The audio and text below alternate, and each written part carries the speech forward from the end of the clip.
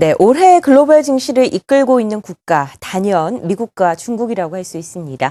이 G2 국가들의 경기가 저점을 통과하고 있다라는 소식들이 전해지면서 연초부터 글로벌 증시가 후끈 달아오르고 있는데요. 또 29일, 30일에는 FOMC 회의가 열리죠. 글로벌 경기의 방향에 대해서 오늘 자세하게 살펴보도록 하겠습니다.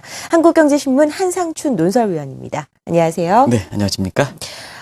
우리나라가 제외됐다라는 점이 좀 슬프긴 하지만 연초부터 글로벌 증시가 좀 후끈 달아오르고 있습니다. 특별한 배경이 있는 건가요? 작년 말에 올해 증시를 전망하면서 주식 쪽에 좀 신경을 쓰셔야 재테크 승리를 이번 마칠 수 있다. 네. 이런 말씀을 드렸었는데요. 당초 예상보다 상당히 빨리 올라가는 것 같습니다. 아마 시청자 여러분께서는 이 소리가 아침부터 무슨 소리냐 이렇게 말씀하실 것 같아요. 왜냐하면 한국 증시가 상대적으로 좀 안 좋기 때문에 우리 증시 입장에서 글로벌 증시로 본다면 글로벌 증시가 지금 가파르게 상승하는 것을 잘 모르실 거로 생각하거든요. 그러나 진행자께서도 이렇게 방송 전에 2004년 이후로 랠리 기간이 가장 길다 이렇게 말씀하시지 않습니까? S&P 500 지수 같은 경우는. 그렇습니다. 그 S&P 지수가 5년 만에 그 최고치로 올랐고요. 다우 지수가 지금 13,900에 다가섰습니다. 네. 아마 경우에 따라서는 이번 주에 14,000까지 돌파할 수 있을 것으로 생각합니다. 그런 상태거든요. 그리고 유럽 증시도 지금 유럽 위기가 이렇게 누그러짐에 따라서 6년 만에 최고치를 기록하는, 그래서 전 세계 증시가 상당히 좋은 상태입니다. 역시 이런 데에는 심리적으로 개선되는 요인, 그 다음에 지금 말씀도 계셨습니다는 세계 경제 중심축 역할로는 미국과 중국이 공교롭게도 저점을 통과했다는 얘기, 그리고 투자자의 성향이 우리가 이제 지난주에 알아봤죠? 이렇게 안전자산에서 위험자산으로 선호하는 경향. 그리고 올해의 예상됐던 위험이 과거처럼 미래가 완전히 불확실한 이런 블랙스완 단계에서 네. 지금 어느 정도 위기감이 좀 해소됐습니다는 근본적 문제가 해소되지 않았다 해서 이걸 그레이스완 이렇게 해서 바뀌는 상황이거든요. 전반적으로 놓고 볼 때에는 이렇게 증시가 상승할 수 있는 여건 자체가 모두가 충족되기 때문에 사실 우리 증시 여부와 관계없이 글로벌 증시가 강하게 반등하고 있다고 볼 수 있습니다. 네, 글로벌 증시에 훈풍이 부는 이유, 일단 미국 쪽에서 가장 강한 요인을 찾을 수가 있는데요. 그만큼 이 좋은 흐름이 이어가기 위해서는 경기가 뒷받침이 되어야겠죠. 네, 아무래도 이제 역시 증시가 랠리가 이어지려면 네. 펀더멘탈한 측면이 가장 중요하지 않습니까? 그래서 경기적 요인이 굉장히 중요하다는 것을 말씀드리는데요. 지금 미국 경기 상승이 좋습니다. 성장률 3.1%까지 올라갔죠. 그리고 위기의 진원진 주택시장 지표 상당히 좋을 거라고 봅니다. 그리고 앞서 정영권에서 말씀해 주셨습니다는 고용지표, 이번 주에 줄줄이 발표될 거라고 봅니다는 대체로 고용지표의 개선세는 지속되어 왔던 그런 상황이거든요. 그래서 4분기의 파인 튜닝 이후에, 왜냐하면 미국은 통계 방식이 이 전분기 방식이기 때문에 전분기의 성장률이 높으면 다음 분기에는 성장률이 좀 주춤하는 이런 게 있습니다. 그래서 시청자 여러분, 이 통계기법상의 베이스 이펙트 보기 때문에 미국 경제가 성장세가 약화된다 이런 쪽으로 해설하는 사람들은 잘못됐다는 것을 말씀드립니다. 그래서 성장률 자체는 4분기에 파인튜닝 하다가 올해의 FRB가 예상되는 미국 경제의 잠재 성장률 수는 3%까지는 가능할 거렇게 보이기 때문에 경기적 측면에서도 상당 부분 올해 증시의 랠리 분이 받쳐주지 않겠나 이렇게 보고 있습니다. 네, 한때 증시를 읽을 때는 비관론자, 낙관론자 중에 어느 쪽이 더 득세하느냐를 보는 것도 증시를 판단하는 데 좋은 도움이 된다고 했는데요. 최근 월가의 분위기는 어떻습니까? 지금 이제 지적하신 대로 역시 증시는 분위기가 좀 많이 타지 네. 않습니까? 그런 측면에서 시장 참여들 사이의 분위기가 어떨까 했을 때는 시청자 여러분도 한번 잘 한번 생각해 보시기 바랍니다. 아마 이 분위기가 완전히 바뀌었을 때가 재정절벽의 타결 전후가 아닌가 생각합니다. 네. 그죠? 작년 하반기부터 우리나라의 비관론자들도 미국 경제의 재정절벽 문제를 들어서 역시 글로벌 증시가 그렇게 산하지 않을 것이다 이렇게 봤습니다는 사실상 재정절벽이 타결되고 나서, 물론 이제 완전히 타결된 건 아닙니다는 타결되고 난 이후서부터 완전히 분위기가 바뀌었다 이렇게 볼 수 있습니다. 그래서 일전에 제가 컬트 오브 에퀴티 논쟁 관련해서 얘기를 말씀드렸는데요. 그랬죠. 이게 상징적으로 미국의 증시의 분위기가 바뀐 것을 얘기한다 이렇게 볼 수 있습니다. 다시의 주식 숭배 논쟁에서는 채권의 양이 빌그렇습니다. 안전자산 선호하고 주식은 이렇게 사지 마라 했던 논쟁이고, 그 다음에 주식의 왕이 워렌 버핏입니다. 그러면 주식은 사라 했는데 지금 버핏의 승리 쪽으로 가는 상황이거든요. 그래서 그렇습니다. 지금 CNBC라든가 CPTV라든가 미국의 그 여러 가지 증권과 관련된 방송에서는요. 지금 마크 파버, 루비니, 빌 그로스 이런 사람들이 그런 걸 당해서 방송 출연 횟수가 아마 가장 안 나올 거로 이렇게 봅니다. 비관론자들이죠. 그렇습니다. 예. 대부분 다 비관론자들이죠.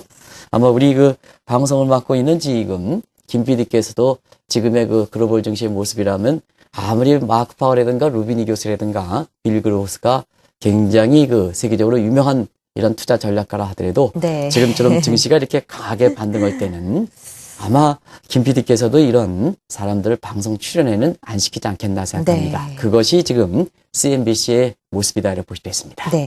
미국 주가가 계속해서 올라가기 위해서는 연준의 통화 정책 방향이 어떻게 되느냐도 중요한 관심거리입니다. 이번 주에 연준의 첫 통화 정책 회의 FOMC가 열리게 되는데요. 어떻게 결론이 날 것으로 예상하시나요? 사실 첫 회의이기 때문에 굉장히 관심이 될 수밖에 없습니다. 그리고 국제금융시장과 외환시장의 변곡점이 아마 지난주에 열렸었던 일본의 첫 금융회의에 충격적인 결과를 내놨기 때문에 자연스럽게 이렇게 연준회의가 그 관심이 될 수밖에 없는데요. 대체로 보면 특별히 작년 12월 달에 이미 올해에 관련된 사항을 전부 얘기했지 않습니까? 네. 그렇기 때문에 이 내용을 재확인한 차원에서의 회의 결과가 나오지 않겠나 생각합니다.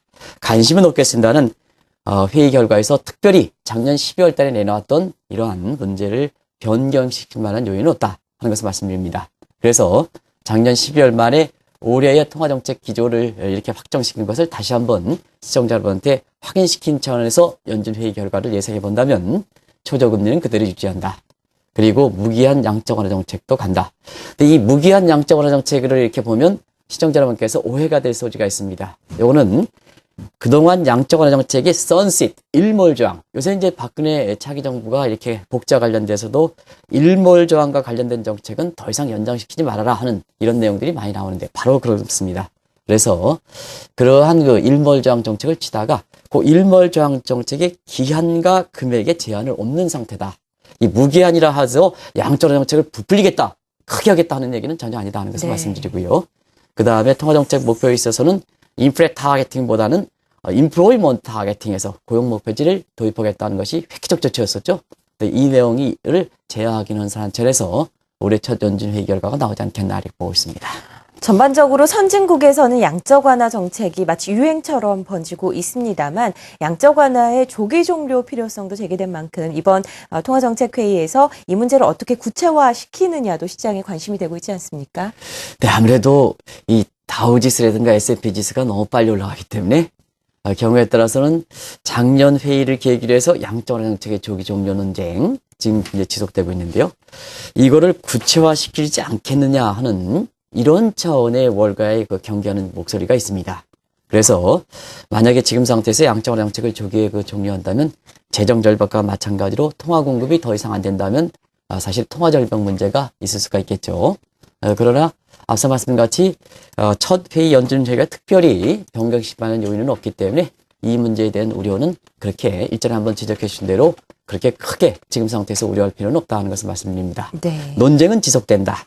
또 증시의 모습이 상당히 좋기 때문에 이 조기 종료 논쟁은 지속될 거다 이렇게 보시면 되겠습니다. 그래서 투자자분들께서는 사실 올해의 양적 완화 정책의 조기 종료 논쟁 이것을 항상 염두에 두시고요. 그 다음에 경우에 따라서는 미국의 금리 인상이라든가 양적 완화 정책의 조기 철회에 따른 소위 출구 전략 문제, 이번에 다보스 포럼에서도 이것이 논의됐죠. 네. 이 출구 전략 문제가 당초 예상보다는 상당히 앞당겨질 수 있다. 특히 증시가 연초에 강하게 반등하기 때문에 이런 것을 증시 쪽에 거품이 발생한다면 사실 FRB도 이 거품을 해소한다는 차원에서 출구 전략을 당초 예상보다 빨리 가져갈 수 있다 하는 이런 측면을 좀 시청자 여러분이 좀 반드시 이해하실 필요가 있다는 것을 말씀드립니다. 앞서서 다보스 포럼을 얘기하셨는데 이번 다보스 포럼의 가장 큰 화두가 바로 일본의 엔저 정책에 어떻게 대응하느냐 부분이었습니다.